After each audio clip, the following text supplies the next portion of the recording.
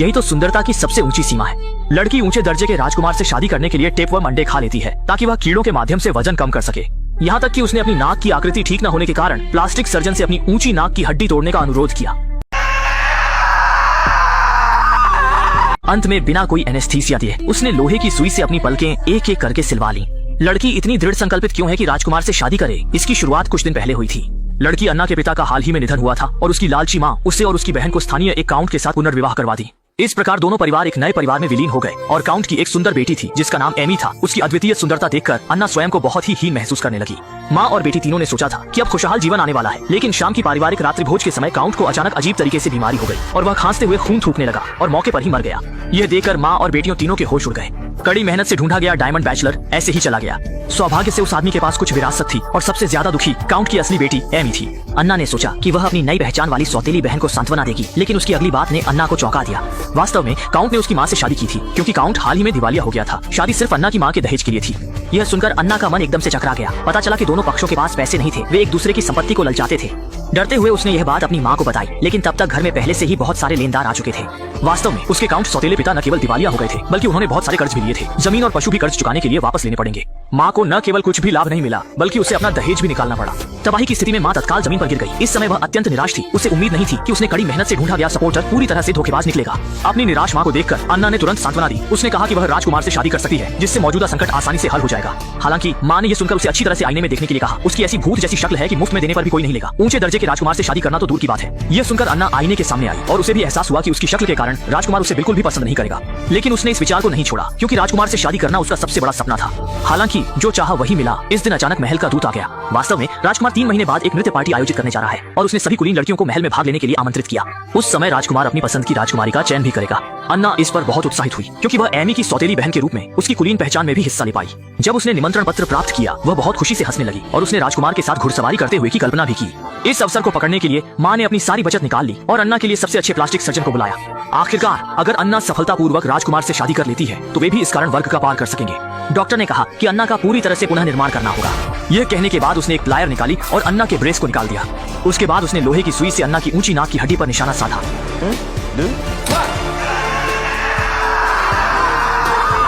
एक कर्कश चीख के साथ बहन डर से पीली पड़ गई, जबकि माँ पूरी तरह से उत्साहित थी, क्योंकि यही उनके भाग्य को बदलने का एकमात्र तरीका था। सर्जरी के बाद अन्ना की नाक को भी ठीक किया गया और उसे उसकी माँ ने कुलीन नृत्य स्कूल में भेज दिया, क्योंकि नृत्य पार्टी में अपनी पहचान बनाने के लिए नृत्य अभी भी एक महत्वपूर्ण विषय है। फिर अन्ना अन्य कुलीन लड़कियों के साथ गंभीरता से नृत्य अभ्यास शुरू कर दिया। कौन जानता था कि यहाँ पहुँचने के पहले ही दिन उसे उसकी शक्ल के कारण नृत्य शिक्षक ने पीछे धकेल दिया। उसे पहली पंक्ति से आखिरी पंक्ति में भेज दिया। फिर उसकी सुंदर सौतेली बहन को सबसे आगे स्थान दिया गया, जिससे अन्ना को फिर से हीनता महसूस हुई। लेकिन राजकुमार के डांस बॉल में आसानी से हिस्सा लेने के लिए अन्ना को मजबूरी में लगातार ट्रेनिंग करनी पड़ी। इतना ही नहीं, उसकी रात का खाना सिर्फ एक कटोरी नींबू पानी होता था, जबकि अन्य के कटोरे में बड़े मछली और मांस होते थे, क्योंकि उसकी माँ उसका वजन नियंत्रित करना चाहती थी। हालांकि देवता ने इच्छुक व्यक्ति की मदद की। जब चयन सूची की घोषणा हुई, अन्ना अनपेक्षित रूप से चुनी गई।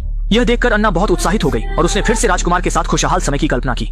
इसके बाद उसने और भी अधिक मेहनत से नृत्य का अभ्यास किया। हालांकि अगली प्रशिक्षण से उसने जाना कि उसे वास्तव में चुना क्यों गया। वास्तव में उसकी माँ ने पैसे से नृत्य शिक्षक को रिश्वत दी थी, इसलिए उसके लिए विशेष रूप से प्रवेश द्वार खोला गया था।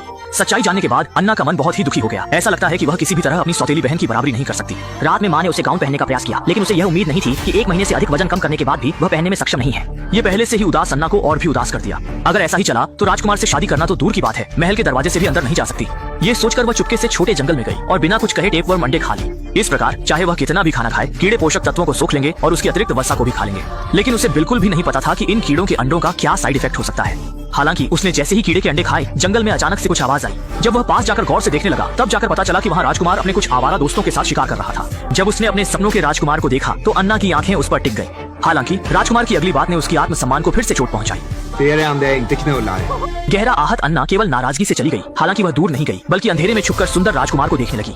इस समय उसने मन ही मन कसम खाई कि वह स्वयं को एक अद्वितीय सुंदरता में बदलकर राजकुमार से शादी करेगी। हालांकि जब रात में अन्ना घर लौटने की तैयारी कर रही थी तो उसने अस्तबल में अपनी सौतेली बहन की आवाज सुनी। इस समय अन्ना उलझन में थी। उसे समझ में नहीं आ रहा था कि देर रात उसकी सौतेली बहन अस्तबल में क्या कर रही है।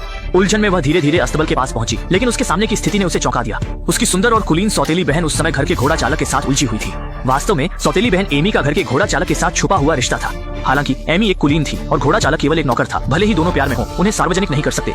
और एमी जल्द ही राजकुमार की नृत्य पार्टी में भाग लेने वाली थी। उस समय राजकुमार उसे चुन सकता था। उसके बाद शायद दोनों फिर कभी नहीं मिलेंगे। इस अवसादपूर्ण रिश्ते को पूरा करने के लिए एमी ने अपनी कीमती पहली बार अपने सबसे प्यारे घोड़ा चालक को देने का फैसला किया। कौन जानता था कि यह दृश्य अन्ना द्वारा देखा जाएगा। एना ने यह देखा तो वह भी पल भर के लिए हैरान रह गई और तुरंत इस बात की जानकारी अपनी माँ को दी। माँ को पता चलने पर वह तुरंत गुस्से में आ गई, क्योंकि एमी सुंदरता में कम नहीं थी। भले ही उसे राजकुमार द्वारा चुना न जाए, वह अन्य रईस युवाओं द्वारा चुनी जा सकती थी।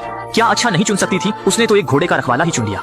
माँ ने उसे सजा दी कि वह अब एक नौकर की तरह काम करेगी, घर के सबसे थकाऊ और गंदे काम करेगी, और उसे राजकुमार की नृत्य सभा में जाने की भी अनुमति नहीं दी। जब एना ने यह सुना तो उसने गुप्त रूप से खुशी मनाई, क्योंकि एक प्रतियोगी कम हो गया, जिससे वह राजकुमार से शादी करने के और करीब आ गई। और उस घुड़सवार को माँ ने घर से निकाल दिया। एमी मजबूर होकर अपनी प्यारी घोड़ेवान को अपनी आंखों के सामने दूर जाता हुआ देखती रह गई। समय के साथ एना की नाक भी पूरी तरह से ठीक हो गई। इस समय के दौरान वजन कम करने और बदलाव के बाद व्यक्ति की सुंदरता पहले की तुलना में पूरी तरह से बदल गई। फिर भी जब वह नीचे प्राकृतिक रूप से सुंदर एमी को देखता है तो उसे लगता है कि वह उसके बराबर नहीं है। इसीलिए उसने तकनीकी उपायों से अपनी कमियों को पूरा करने का निर्णय लिया। अगला कदम था आईलैश रोपण सर्जरी। हालांकि आईलैश रोपण का तरीका थोड़ा दर्दनाक था, क्योंकि डॉक्टर बिना एनेस्थीसिया के एक एक करके आईलैश को अंदर डालते थे।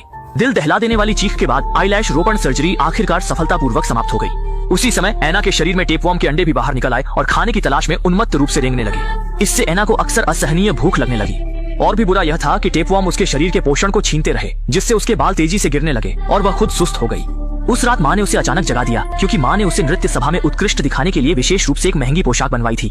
अपनी सौतेली बहन की मदद से उसने आसानी से पोशाक पहन ली, लेकिन शरीर में टेपवर्म के कारण उसका चेहरा धीरे धीरे बिगड़ने लगा। जब पोशाक डिजाइनर को पता चला कि एना के बाल गिरने लगे हैं, तो उसने तुरंत उसके लिए एक विग लाया। इस प्रकार बालों के गिरने की कमी को पूरा किया गया। आईने में खुद को बदलते हुए देखकर एना ने तुरंत महसूस किया कि पहले जो भी दर्द उसने सहा वह सब इसके लायक था। लेकिन एना को पता ही नहीं चला कि दूसरी तरफ उसकी सौतेली बहन ने बॉल में हिस्सा लेने का इरादा नहीं छोड़ा था। रात के सन्नाटे में वह चुप पड़ा था। रात के अंधेरे में उसने चुपके से अलमारी खोली, बॉल में चुपचाप जाने की तैयारी की। अनायास ये दृश्य रसोई में खाना खाने गई अन्ना ने देख लिया। गुस्से में तमतमाई उसने तुरंत एमी की गाउन को चीर डाला और ये बात अपनी माँ को बता दी। आप देखेंगे कि कैसे बॉल बनाते हैं माँ, आप देखेंगे कि कैसे बॉल बनाते हैं।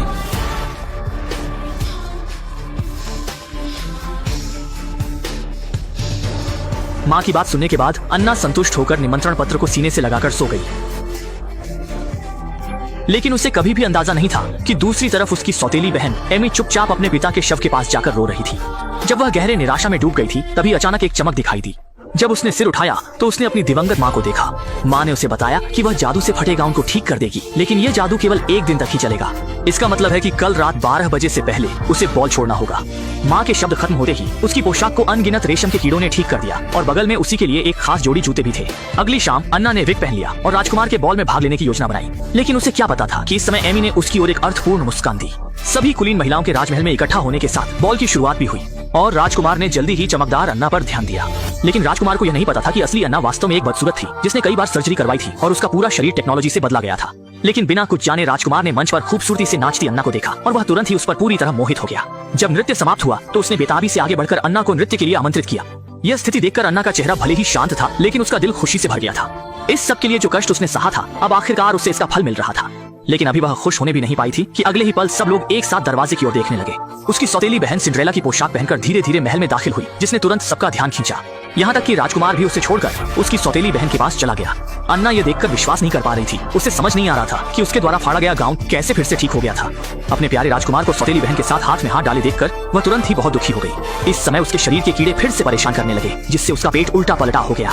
असमर्थ होकर वह तुरंत पीछे के कमरे में जाकर उल्टी करने लगी। इस समय उसकी माँ भी आ गई। अपनी बेटी की हालत देखकर उसने उसे जल्दी से दिलासा दिया। अगर वह राजकुमार से शादी नहीं कर सकती तो वहाँ अन्य ड्यूक भी हैं जिनसे वह चुन सकती है। असमर्थ होकर अन्ना ने अपनी घृणा को नियंत्रित किया और मंच पर लौटकर अन्य पुरुषों के साथ नृत्य शुरू किया। जैसे जैसे नृत्य की गति तेज होती गई, उसे जोर से हिलाया गया और तुरंत ही उसे उल्टी जैसा महसूस होने लगा। इस क्षण तक उसे यह एहसास हुआ कि वह केवल अपनी माँ द्वारा अमीरों से जुड़ने के लिए एक उपकरण है। इसी बीच रात 12 बजे की घंटी बजते ही उसकी सौतेली बहन भी जल्दी से बॉल छोड़कर भाग गई और केवल एक कढ़ाई का जूता वहाँ छोड़ गई। राजकुमार ने भी अपनी रानी के चैन की घोषणा की और कहा कि जो कोई इस जूते को पहन सकेगा वह उसकी रानी बनेगा। घर पहुंचते ही अन्ना ने तुरंत किचन का चाकू उठा लिया और एमी से वह दूसरी जूती छीनने लगी। उनकी लड़ाई की आवाज ने तुरंत माँ को आकर्षित किया और अन्ना ने अपनी इच्छा के अनुसार जूता पा लिया। हालांकि उसका बड़ा पैर उस जूते में किसी भी तरह से फिट नहीं हो सकता था। गहरी सोच विचार के बाद उसने आखिरकार एक साहसी विचार मन में आया।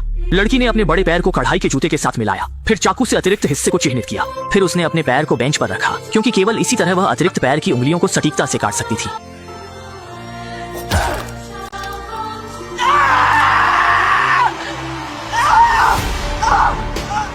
लड़की इसलिए इतनी निर्दयी हुई क्योंकि वह राजकुमार द्वारा उठाए गए कढ़ाई के जूते को पहनना चाहती थी। क्योंकि राजकुमार ने पहले ही यह वादा किया था कि जो कोई इस कढ़ाई के जूते को पहन सकेगा वह उससे शादी कर सकेगा और उसकी रानी बनेगा। हालांकि विडंबना ये थी कि उत्सुक अन्ना गलती से गलत पैर काट गई। उसके पास बाएं पैर काटने का था, लेकिन उसने गलती से दाएं पैर को काट दिया। लेकिन माँ ने यह देखकर केवल हल्के से मुस्कुरा दिया। अन्ना को नृत्य के जूते पहनने में मदद करने के लिए माँ ने भी दिल से उसके बाएं पैर को काट दिया। इस ऑपरेशन के चलते अन्ना तुरंत ही बेहोश हो गई। जब वह असमंजस में थी, उसने सपना देखा कि उसके प्यारे राजकुमार उसे लेने आए और उसने खुशी से वह नृत्य के जूते पहन लिए। लेकिन यह केवल एक सपना था। जल्दी ही वह अपने पैरों की दर्द से जाग गई। उसी समय नीचे से राजकुमार की आवाज आई। राजकुमार इस समय नृत्य के जूते के मालिक की खोज करने आया था। ये सुनकर अन्ना ने नृत्य के जूते पहनने के लिए बाहर जाने की कोशिश की। उसने अपने पैरों की दर्द को सहन किया और अपने हाथों के सहारे बाहर चढ़ने का प्रयास किया। यहाँ तक कि खड़ी सीढ़ियों का सामना करते हुए वह नीचे की ओर चढ़ने से नहीं डर रही थी।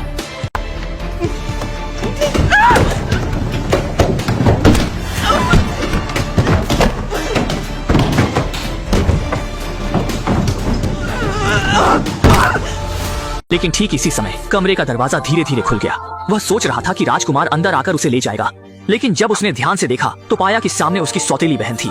अंत में सौतेली बहन उच्च पद की रानी बन गई और अन्ना एक मजाक बन गई। उसे उम्मीद नहीं थी कि उसने इतना कुछ किया और अंत में कुछ भी नहीं मिला। अच्छा हुआ कि उसकी बहन हमेशा उसके साथ रही और उसे कभी नहीं छोड़ा। कीड़ों द्वारा पीड़ित बहन को बचाने के लिए बहन ने तुरंत उसे एक बोतल कीड़े की दवा दी। कीड़े की दवा के प्रभाव के तहत अन्ना के शरीर के सभी कीड़े अंततः बाहर निकाल दिए गए। अंत में बहन ने अपनी बहन को लेकर दूर चले जाने का फैसला किया, पूरी तरह से स्वार्थी मां से दूर। और इसी के साथ फिल्म का अंत होता है।